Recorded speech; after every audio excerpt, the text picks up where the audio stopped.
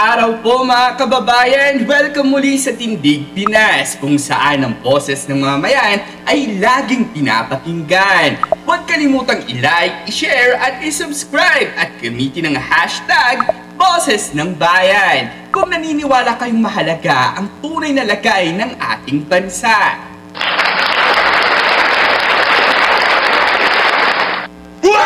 Ayon sa mga datos mula sa Pulse Asia at sa mga analysis ng ilang tagapuna, lumalabas na bagsak umano ang approval at trust rating ni Pangulong Marcos sa kanyang ikatlong taon. Isang malaking tanong ang lumutang, paano nangyari ito gayong siya ang pinakamataas na boto sa kasaysayan ng ating eleksyon?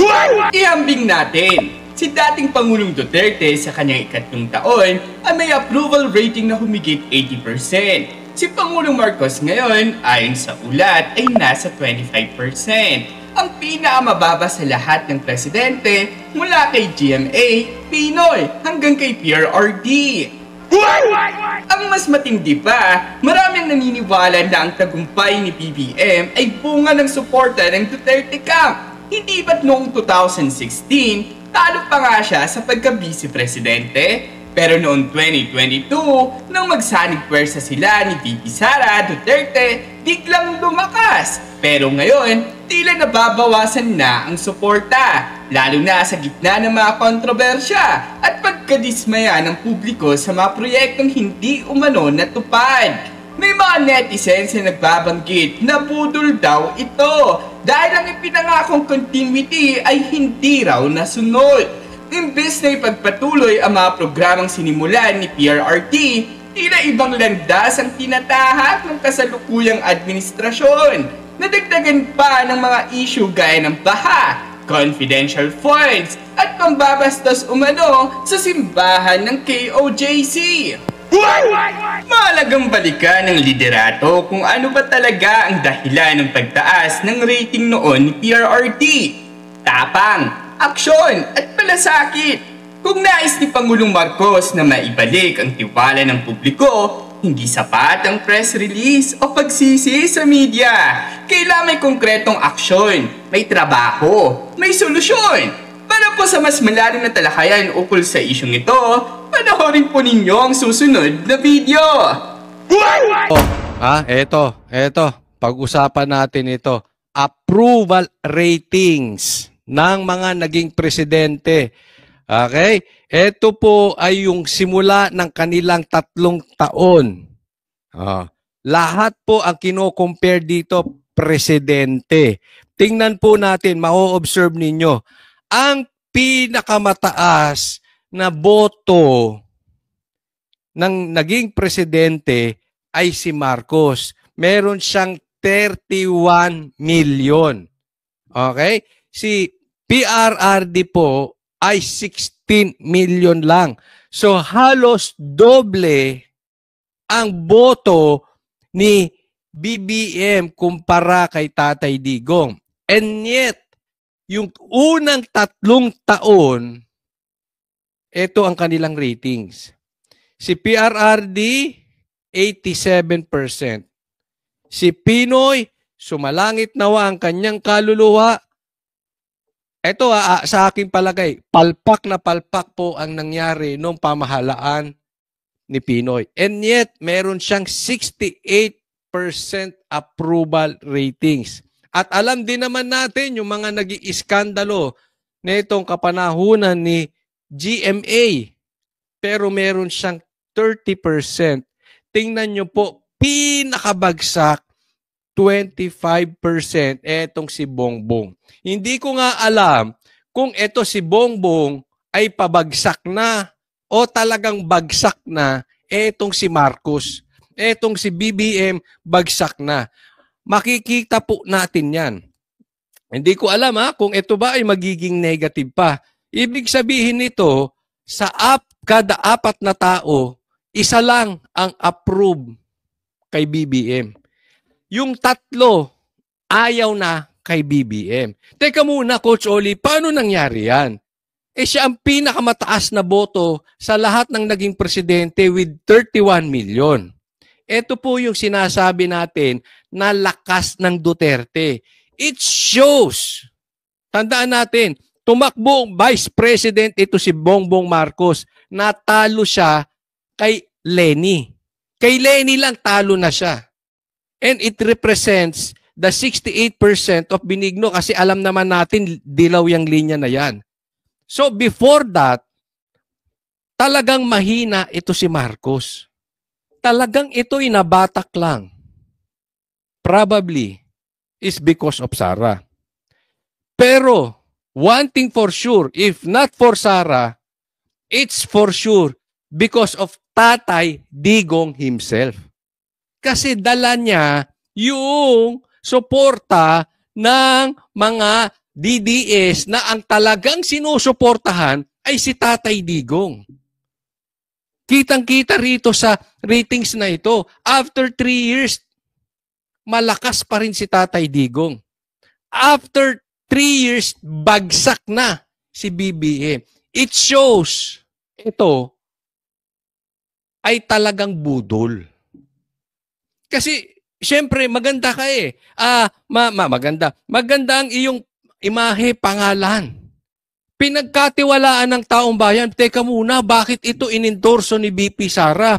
Bakit sumanib dito? Sa katunayan, sa lahat, halos ng mga natanungan ko, bakit kayo nagpabudol dito kay Marcos? Bakit? Siyempre, Duterte si Sara. Pero hindi ba kayo nag-isip?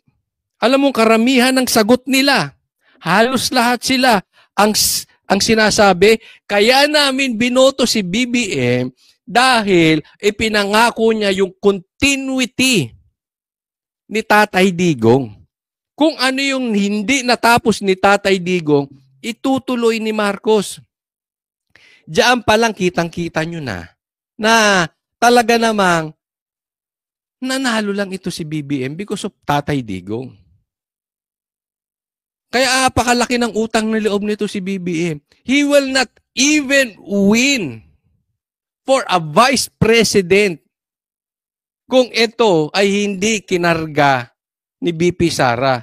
Na si BP Sara ang karga ay pangalan ni Tatay Digong. Let's go straight to the point. Yan na po talaga yun. Dahil pareha sila ang karga nilang pangalan, Tatay Digong. E natauhan yung taong bayan. Walang infrastructure. Puro kurakot. Di umano kasi sabi niya may flood control projects, billion-billion, and yet puro baha. Iniimbestigahan ng confidential funds ni BP Sara samantalang mas mataas ang confidential funds nito. Binaboy ang relihiyon ni Pastor Kibuloy ng KOJC. Yung katedral nila binaboy. Si Tatay Digong pinahuli, pinakidnap, dinala sa Hague. So na-realize nila itong tao na ito. Walang sinasabing totoo. Walang pinangakong totoo. Puro kapalpakan. Puro pagsisinungaling. Puro pambubudol. Pero mas masahol pa siya kay Gloria. Mas masahol pa siya kay Pinoy. So hindi ko alam kung itong si Marcos ay talagang babagbasak pa. No? Ito yung sinasabi nila na hindi totoo na kaya lang siya nanalong presidente dahil kay Tatay Digong. Maraming nagsasabi, syempre yung mga kaalyado nila, yung mga bashers natin, no? Pero alam nyo, pagka inisip mo talaga, totoo eh. Lahat ng numero, it applies. And yet, itong mama na ito, itong si Bongbong, parang lutang. Instead na sinosolve yung problema. Di ba? Yan, dapat yan, yung mga kaalyado niya, yung mga kanyang political advisor, medyo dapat, teka muna, meron tayong problema. Bagsak na si BBM. At babagsak pa yan, yung ratings na yan, babagsak pa yan. Ang inaayos nila, nakafocus sila doon sa balita ng mainstream media, doon sa balita ng mga vloggers. Maya-maya lang ipapakita ko sa inyo. Diyan sila nakafocus. Mali eh. Mali yung kanilang direksyon. Dapat ayusin nila yung kanilang panunungkulan. Huwag nilang ayusin yung balita. Huwag silang mag-focus dun sa lumalabas na balita. Ito, Pulse Asia ang naglabas nito. Itong ratings na ito. Dapat mag-focus sila doon sa anong magagawa nila doon sa gutom ng taong bayan. Doon sa pagtaas ng presyo ng bilihin. Doon sa kriminalidad. Palaki ng palaki ang kidnapping, road rage, droga. Dapat doon sila mag-focus kaysa nakafocus sila doon sa maglalabas ng balita. Nang sa ganun, tumaas yung rating eh. Kasi kung magfo-focus lang sila doon sa naglalabas ng balita, yung approval rating mo, Marcos, lalo bababa. Bakit? Kita nung tao yan eh. Remember this. Yung approval rating mo, bigyan kitang halimbawa, sa 4 na tao na yan, 3 ayaw sa'yo, 1 lang ang meron, gusto. 1 lang ang approve sa'yo. Yung 3 yan, nakita nila budol ka. Ngayon, pag ang aaksyonan nyo ay yung balita lang, sa tingin mo yung 3 yan, in the future mag-a-approve sa'yo? Hindi. Kasi kung hahabulin mo lang yung vloggers, pipigilan nyo lang yung balita, magkakaroon lang kayo ng spin, magkakaroon lang kayo ng propaganda, magkakaroon lang kayo ng press release. Itong 3 na ito sa 4, hindi mo mababago isip niyan. Pero yung 3 na yan, mag-a-approve yan. Pag gumanda ang trabaho sa Pilipinas, dumami ang trabaho sa Pilipinas, nagmura ang mga bilihin, yung krimen bumababa, yung addict nasusugpo, nasosolve. Hindi yung balita lang. Yung totoong nararamdaman sa kalsada. Yung totoong nararamdaman natin sa kanto. Pag yan, magawa mo, posible yung 3 na yan, baka yung 1 dyan o yung 2 dyan mag-approve na sa'yo. Di po ba? Kasi hinarap mo yung problema. Hindi nyo tinakbuhan. Ang problema sa inyo, katulad niyan, sila Torre, sila Abalo, sila Tamba, sila Claire, ang inaasikaso ay hindi yung pagsalubong sa problema. Kung hindi pagtakpo sa problema, tapos takpan yung totoong nangyayari sa Pilipinas, hindi po ganun. Hindi mo maaayos yung approval ratings mo. Dahil yan ay naniniwala ang taong bayan, budol ka. And they want result. It's very obvious. Nagising sila eh. Yung mga bumoto sa'yo, nagising. Hindi mo makukuha yan sa pagtakip sa tunay na kaganapan sa Pilipinas. Kung hindi, masusolusyonan mo yan sa tunay na pag-ayos ng bansang Pilipinas. Kung hindi doon, walang mangyayari sa'yo. BBM. Next topic po tayo. Ito, pag-usapan natin itong pambubudol. Panibagong budol no magpinsan. Basahin po natin. Masyadong maaga naman para pabagsakin ninyong isang rehimen ng President Ferdinand R. Marcos. Teka muna. Unahin natin Baka nakakalimot ka, Tamba. Okay? Doon lang po tayo sa totoo. Kasi sabi niya, masyadong maaga naman para pabagsakin ninyo. Hindi po kami ang nagpapabagsak kay Marcos. Bagsak po siya talaga dahil sa ginagawa niya. Kita niyo yung approval rating niya? 25% na lang. Pero excuse me po, Tamba. Hindi po kami nagpapabagsak. Yung ibang kaalyado ninyo, di umano, kayo mismo, di umano, ang nagpapabagsak kay BP Sara. Maayos yung unity team eh. Anong ginawa ninyo? Kinar ninyo sa kamera si BP Sara. Bakit tinayaan ni Marcos? Tingnan nyo ang pagkakaiba ni PRRD tsaka dyan kay BBM. Si Leonid before, inawat ni PRRD yung impeachment kay Lenny. Si BBM, hinayaan. Kunwari, ayaw niya sa impeachment. Kunwari, wala siyang magawa. And yet, kauna-unahang pumirma sa impeachment si Sandro. Di ba? Gagawa na siya ng kalokohan. Gagawa na siya ng hindi niya kayang panindigan. Wala pa siyang B para i-admit na ito ay merong basbas niya. Ganyang kawik si Marcos. Kasi doon pa lang eh. Bakit inimbestigahan ng confidential funds niya? Samantalang siya mismo, mas malaki ang confidential funds.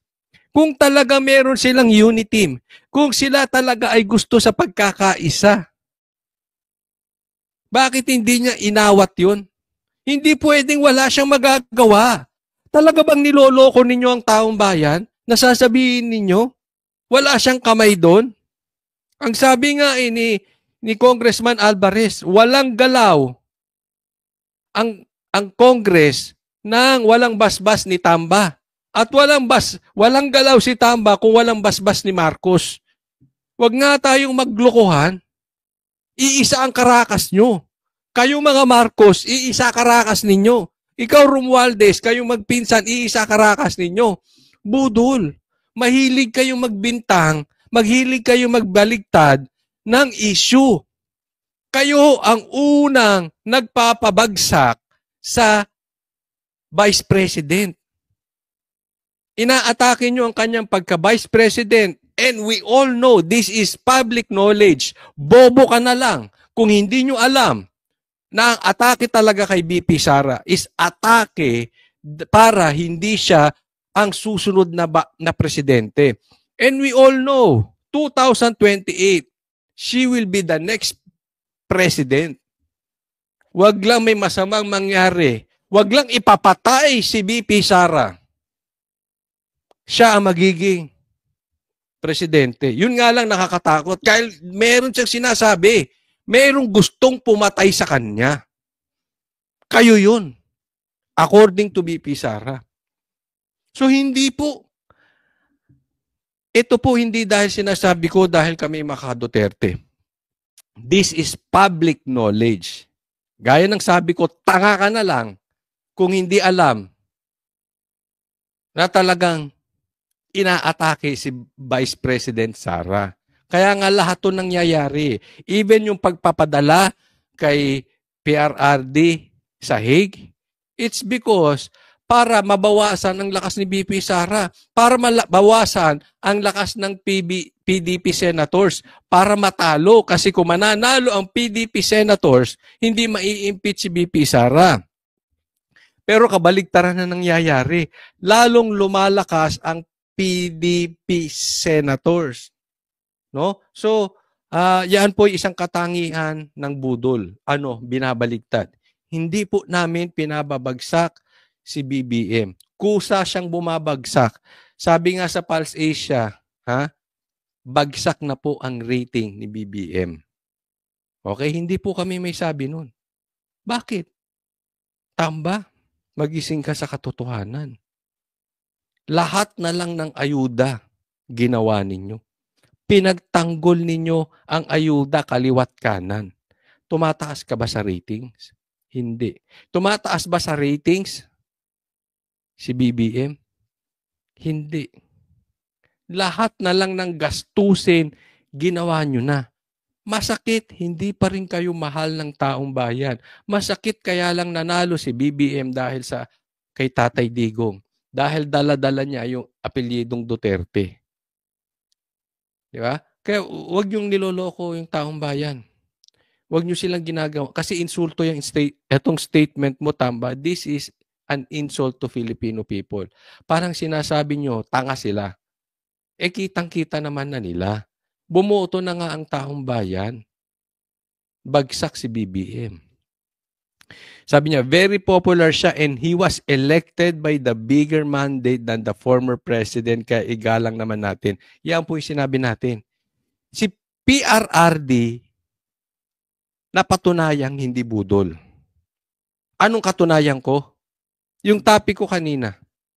86% after 3 years ang approval rating ni PRRD. si BBM, after 3 years, 25% na lang approval rating. Kaya yung sinasabi mo, Tamba, na mas mataas ang mandato niya kay President Duterte, ay hindi totoo. Yung mandato niya na 31 million, more than half of that galing sa pangalang Tatay Digong. Masakit, di ba? Yung ginusto ka lang dahil iba talaga ang gusto. Ginusto lang yan si BBM dahil yung iba sa sobrang pagmamahal kay Tatay Digong. Correct me if I'm wrong, pati mga bashers, lahat ng mga nunood dito, pati yung mga nabudol, yung mga bumoto kay Bongbong Marcos. Sabihin nyo dito sa comment section, di ba?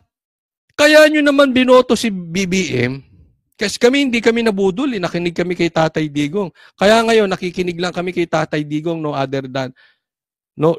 more than, no less than Tatay Digong himself. Wala na. At ang sabi niya, vote straight PDP. Yun lang pinapaniwalaan namin. Hindi kami nabudol before. Bakit? Di ba? Karga lang nito yung pangalan ni Tatay Digong. Hindi ito mananalo. Malabo itong manalo. Kung tumuloy si BP Sarang presidente, hindi ito mananalo. Imposible. Yung survey na yon, katunayan. Nung lumabas yung totoong kademonyuhan, yung totoong kulay, yung totoong pagbubudol ni Marcos, yung bumoto sa kanya because of Tatay Digong lang, ayaw na sa kanya. So wag mong ipagmalaki na mas malaki ang mandato niya kay Tatay Digong. Maling-mali yun. Pero kung gusto mong puntahan yung argumentong yan, baka teka muna. Baka nakakalimot ka. Mas mataas pa rin ang mandato ni BP Sara. She has 32 million. And that 32 million, nakasuporta pa rin sa kanya. Bakit? Nag-improve ang trust rating ni BP Sara. Yung 31 million ni Marcos, wala na sa kanya. Bagsak na ang BBM. Kasi, kita naman, bagsak ang kanyang ang approval rating. Diba? So, wag kayong pakahibang. Kasi baka sabihin ng tao, addict kayo. Diba ganyan ang addict? Hindi ko po kayo pinagbibintang ang addict, ha? Pero ganyan ang addict, diba? Hindi namumuhay sa katotohanan. Laging may kathang isip. Huwag po ganyan. Baka mapagbintangan kayong adik. Baka mapagbintangan kayong magpinsang adik. Pagka lagi ang inyong argumento ay napakalayo sa katotohanan. Sabi niya, yan po ang mandato ng taong bayan ng Pilipinas. Yes, that was before. Nung hindi pang nadidiscover. Kaya Tamba, wag mo ipagtanggol lang ganyan ang pinsan mo. Kasi, sa tingin mo, just by your mere statement, maniniwala ang taong bayan sa'yo? Hindi. Papatunayan ko sa'yo, ikaw nga bagsak din ang approval rating mo. Yung pinsan mo, bagsak ang approval rating. Hindi nyo yan makukuha sa statement. Sa political statement, sa press release, hindi nyo makukuha sa dakdak yan. The more kayong dumakdak, the more hindi naniniwala ang taong bayan. Gusto na nila nagresulta. And we all know, magkakakuntsaba ang gobyerno sa pagkidnap kay Tatay Digong. Nagalit ang Pilipino dito. Hindi mo maayos yan, Tamba, sa isang statement. Dahil, sa totoo lang, pagdating sa taong bayan, Tamba, I'll be frank with you. Pagdating sa taong bayan, wala kang bilang. Wala kang influence. Pwede, meron kang bilang diyan sa mga kasama mo sa kamera. I don't know why, but the people know why. bakit ba ito may influence sa Kamara? Kila Paduano, Abante, yung mga kasamahan niya dyan sa Tricom, sa Quadcom. Kayo, mga viewers, kayo na lang magsabi, bakit ang bilang ni Tamba hanggang dyan lang sa Tuwadcom? Hanggang dyan lang sa Tricom. Pero Tamba, pagdating sa taong bayan, wala kang bilang. Kaya yung statement mong ganyan, walang kwenta. Next topic po tayo. Okay, kanina po topic natin yung kasinungalingan ng Tamba. Ngayon naman, tingnan natin ang kasinungalingan ng pulis. O, itong PNP chief nila. Sabi niya, PNP Chief Police Marbil has issued a strong statement to clarify the issues. Ano? May ika-clarify si Marbil. Ano? There is no truth to this report about the alleged kidnapping of business personalities. Hindi raw totoo yung mga kidnapping sa mga malalaking negosyante natin. Kayo nga magsabi, dyan sa comment section, pakilagay ninyo kung sinungaling ba ito si Marbil o hindi. Kung sinungaling ba si Marbil o sinungaling na sinungaling. Ilagay nyo dyan sa comment section. Okay? Basta itinatanggi ng pinakamataas na pulis sa Pilipinas ngayon. Ang pinakamay malaking hawak ng intel funds. Merong hawak na intelligence. Merong hawak sa kakayanang mag-imbestiga. Siya po ang pinakamakapangyarihang pulis ngayon. Hindi ko lang alam kung nasisingitan siya ni Torre. Si Torre, parang parang si Torre ang malapit kay BBM. Parang baka mamaya mapaltang ka dyan. Hindi siya, pakikita naman natin, si Torre ang umiepal ngayon. Si Marbil parang ginagawang tanga, no? Hindi ko sinasabing tanga si Marbil, Parang ginagawa siyang tanga. Isipin mo, parang yung pinagagalaw si Torre, tas wala siyang kaalam sa nangyayari. Di ba? Parang, kanino galing yung utos? Hindi daw siya nag-utos para kidnapin si PRRD. Pero kinidnap ni Torre. Biti ka muna. Ikaw ang PNP chief, di mo alam. Ngayon, ikaw na naman ang PNP chief, hindi mo alam yung kidnapping. Diba? Baka hindi na ikaw ang pinagkakatiwalaan ni BBM. Baka si Torre na. Naku, delikado yan. Ano ka dyan? Nababypass ka. Para kang flower base sa Malacanang. Naiisahan ka yung itim-itim nun si Diwata. Naiisahan ka. Naku. Ay, naku, Marbil, mahinang klase ka.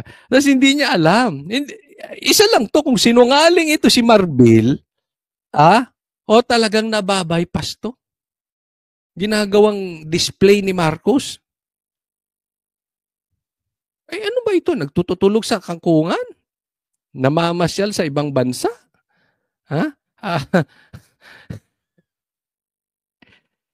O talagang sadyang bobo?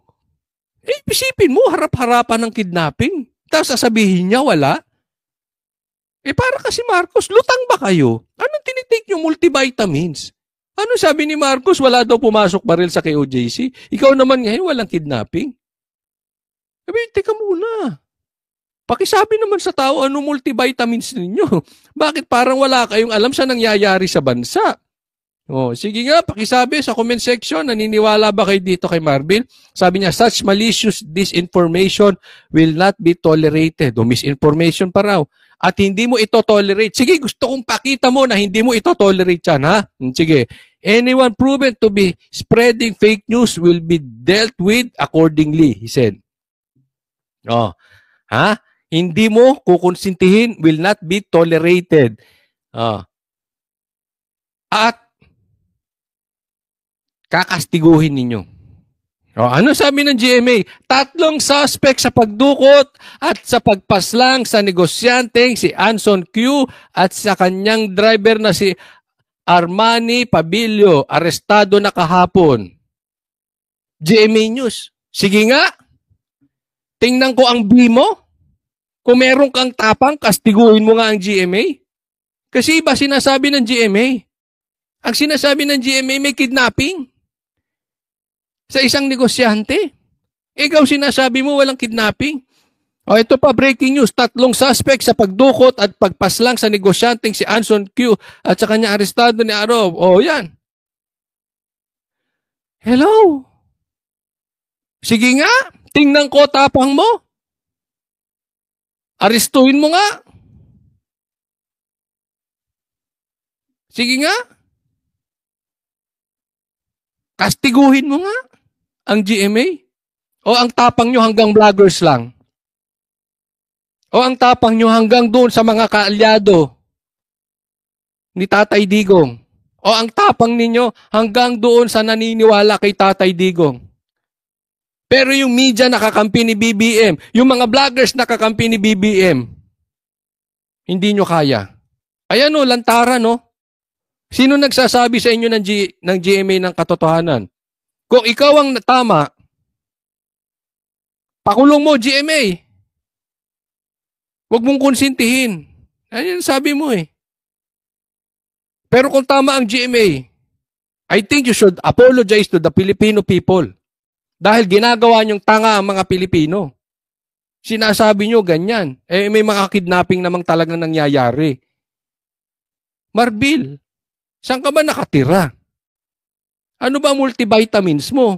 At hindi mo alam yan. Pambihira naman, no? Ikaw ang pinakamataas na pulis. Mas mataas ka kay Torre. Tapos ganyan ang asta mo, wala kang alam. Baka si Torre alam. Magtanong ka doon sa tao mo. Tanong mo kay Torre, baka may alam siya. Ikaw walang alam eh. Eh, di ba? Ay, lutang ka. Anong nangyayari sa'yo, Marcos? Ano ba itong mga tao mo parang walang alam? Wala pa itong intel? Marcos, ba't ba ganito mga kinukuha mong tao? Mag-report ka, Marbil, kay Torre, ha? Next topic tayo. Ito pa. Pag-usapan natin. Isa pang katunayan na sinungaling. News update. Antonio Trillanes IV nakatanggap ng negatibong net trust rating. Pambira, meron bang negative trust rating? Ano ibig mo sabihin ng trust rating? Yung may tiwala. Isipin mo, sa 10. Kung alimbawa na lang itong trust rating na to sa 10. Sa 10 tao, ilan doon na may tiwala? Hindi wala. Negative eh. Pambira. Kayon lang ako nakakita ng negative na trust.